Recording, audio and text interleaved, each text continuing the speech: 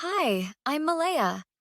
I never thought my own sister would be the reason I'd wake up in a hospital with doctors telling me I'd been in a coma for 3 weeks.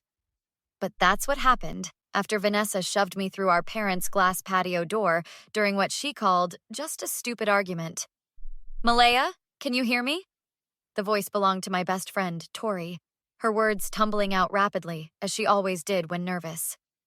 The doctor said you might be confused when you woke up. What happened? My throat felt like sandpaper. Vanessa pushed you. The glass shattered everywhere. You hit your head on the concrete. Tori squeezed my hand. You've been out for 22 days. A nurse bustled in, her movements efficient but gentle. Well, hello there, Sleeping Beauty. I'm Nurse Patrice. You gave everyone quite a scare. My sister, I started to say, memories flooding back in jagged pieces. Is not allowed in this room, Tori interrupted, her normally cheerful voice hardening. Your parents had to physically restrain her from trying to visit. She's been a complete mess. Good. The word surprised even me. Dr. Reeves entered next, his tall frame and deliberate movements commanding attention. Miss Williams, I'm glad to see you conscious. Do you remember anything about the incident? We were arguing about... I paused, the memory coming into focus. She took money from our parents. A lot of money. I confronted her and she just lost it. Tori's eyes widened. Wait, you never told me that part? I had just found out. She's been stealing from Mom and Dad's retirement account. When I told her I was going to tell them, she shoved me through the door. The anger felt like a physical presence in my chest.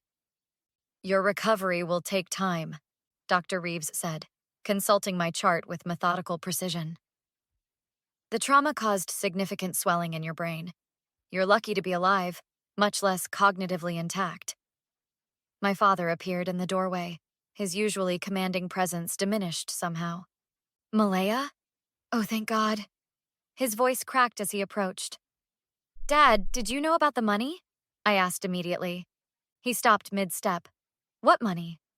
Tori glanced between us. Maybe this isn't the best time. No, I need to know, I insisted. Vanessa's been stealing from your retirement account. That's what we were fighting about when she pushed me. Dad's face transformed from relief to confusion to anger in seconds. What are you talking about? Our retirement account? She's been making withdrawals for months. I found the statements in her room. That's impossible. She doesn't have access. She has Mom's passwords. All of them. I saw them in her notebook. The monitors beside me began beeping more rapidly. Nurse Patrice stepped forward. I think that's enough excitement for now. Mr. Williams, your daughter needs rest. Where is Mom? I asked, suddenly realizing her absence. Dad's expression clouded. She's at home with Vanessa. Your sister's been struggling with what happened. Struggling? Tori couldn't contain herself. She nearly killed Malaya. It was an accident, Dad said weakly. Pushing someone into a glass door isn't an accident, Dr. Reeves stated flatly. And I should inform you that as a mandatory reporter, I've already filed the appropriate documentation with authorities regarding the assault. Dad paled. Assault? But they're sisters, it was just... Just what? I interrupted, my voice stronger now. Just a disagreement that left me in a coma? Just a little theft from your retirement? Just my sister betraying this entire family? Malaya, Dad pleaded. No, I said, the monitor beeping faster. I want to talk to the police, now. Detective Rivera sat beside my hospital bed 2 days later, her notebook open, pen poised. Unlike the others who tiptoed around me, she addressed me directly, her questions precise and unembellished. Walk me through what happened before the physical altercation, she said. I found bank statements in Vanessa's room. I was looking for my charger. She's always taking it. And I found a folder hidden under her mattress. And what did these statements show? Withdrawals. Small ones at first, then bigger. About $40,000 total over 6 months. Detective Rivera's eyebrows rose slightly. And you confronted her with this information? Yes. She denied it at first, then said Mom had given her permission. Had she? Absolutely not. Mom and Dad have been saving for retirement for years. They wouldn't just give Vanessa that kind of money without telling me. Tori, who hadn't left my side since I'd awakened, interjected. Vanessa has always been the problem child. Always in trouble, always needing money. Malaya's the responsible one. Detective Rivera's expression didn't change. I'll need to speak with your parents about the financial aspect. Now, about the assault itself. We were in the kitchen. I told her I was going to call Mom and Dad right then. She grabbed my phone, I tried to take it back, and she shoved me, hard. I went through the glass door to the patio. Miss Williams! Came a new voice from the doorway. A woman in a crisp suit entered, extending her hand. I'm Amara Jordan from the district attorney's office. May I join you? Detective Rivera nodded her approval. The hospital contacted our office given the severity of your injuries, Miss Jordan explained. We're considering pressing charges against your sister. Without my consent? I asked. In cases like this, the state can proceed regardless, but your cooperation would strengthen the case considerably. Dad appeared again, this time with Mom beside him. Mom rushed to my bedside, her face tear-stained. Oh, Malaya, she sobbed, reaching for my hand. I pulled away. Did you know Vanessa's been stealing from you? Mom froze. What are you talking about? Dad cleared his throat. We've been looking into it. The bank confirmed unauthorized withdrawals. And? I pressed. Vanessa admitted to it, Mom whispered. She said she needed the money for gambling debts. Gambling? The word exploded from Tori. Since when does Vanessa gamble? Apparently for months, Dad replied, looking decades older than he had 3 weeks ago. She's been going to that casino on the reservation. Miss Jordan leaned forward. This adds another dimension to the case. Premeditated theft followed by assault when discovered. She's still your daughter, Mom pleaded, looking at me. She made terrible mistakes, but... Mistakes, I interrupted. She stole from you and then put me in a coma when I caught her. She's devastated, Mom insisted. She wants to apologize. She's been calling the hospital every day. Detective Rivera exchanged glances with Miss Jordan. Mrs. Williams, I understand family loyalty, but the evidence suggests serious crimes were committed. What happens now? I asked Miss Jordan. With your statement and the medical evidence, we have grounds for felony charges, aggravated assault at minimum. The financial crimes would be separate. She could go to prison, Mom whispered. Yes, Miss Jordan replied evenly. She could. I took a deep breath, looking around at the faces watching me. Tori's anger, my parents' desperation, the professionals' detachment. I want to press charges, I said firmly. For everything. 2 months after waking up, I stood in our family living room, leaning on a cane. Physical therapy had helped, but doctors warned some effects might be permanent. Vanessa sat across from me, perched on the edge of the couch like she might flee at any moment. You look good, she offered weakly. Better than when I was in a coma after you shoved me through a glass door? I finished. She flinched. I didn't mean for that to happen. What did you mean to happen when you pushed me toward a glass door? I just wanted you to back off. I wasn't thinking about the door. Mom hovered nervously nearby. Girls, please, we need to work through this as a family. There's nothing to work through, I said calmly.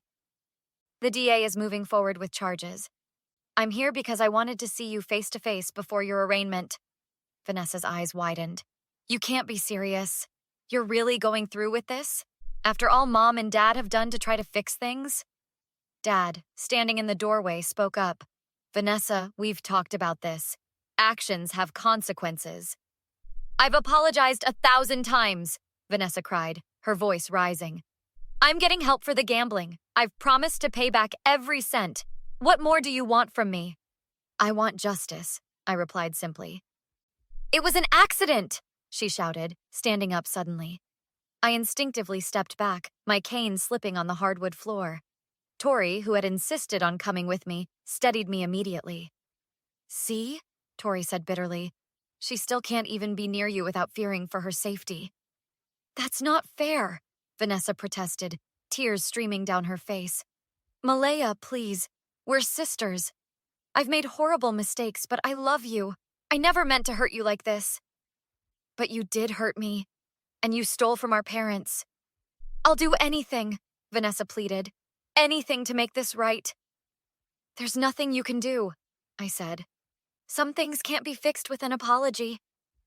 What about forgiveness? Mom asked quietly. Doesn't that count for anything in this family? Forgiveness is earned, I responded. And some actions are unforgivable. So that's it? Vanessa demanded, her voice hardening. You're just going to throw me to the wolves after everything we've been through together? You did this, Vanessa. Not me. If you go through with this, we're done, she threatened. I will never speak to you again. I almost laughed. Is that supposed to be a threat? You self-righteous bitch! Vanessa suddenly lunged toward me. Dad grabbed her arm, pulling her back. That's enough. See? I said calmly. This is who you really are. This is why I'm pressing charges. I hate you! Vanessa screamed, struggling against Dad's grip. I should have pushed you harder. The room went silent. Even Vanessa seemed shocked by her own words. Mom gasped. Vanessa, how could you say such a thing? Miss Jordan, who had been quietly observing from the corner as my legal representative, stepped forward. I think we're done here. Mrs. Williams, Mr. Williams, I strongly advise you to have your younger daughter leave immediately and refrain from any further contact with Malaya. This isn't over, Vanessa hissed as Dad pulled her toward the door. You'll regret this, Malaya, I swear to God. Was that a threat? Miss Jordan asked loudly. Because threatening a victim is another charge we can add. Come on, Dad muttered, pulling Vanessa outside. As the door closed behind them, Mom collapsed onto the couch, sobbing. I'm sorry it came to this, I told her, meaning it. But I won't back down. 6 months later, I sat in the courtroom as the judge delivered the sentence. Vanessa stood with her attorney, her posture defeated after the jury had found her guilty on all counts. The defendant is sentenced to 4 years in state prison for aggravated assault resulting in serious bodily injury, with an additional 2 years for the financial crimes to be served consecutively, the judge announced. The court also orders full restitution to the victims. Vanessa turned to look at me, her expression a mixture of disbelief and desperation. I stared back, feeling nothing but calm satisfaction. Outside the courthouse, reporters gathered around us.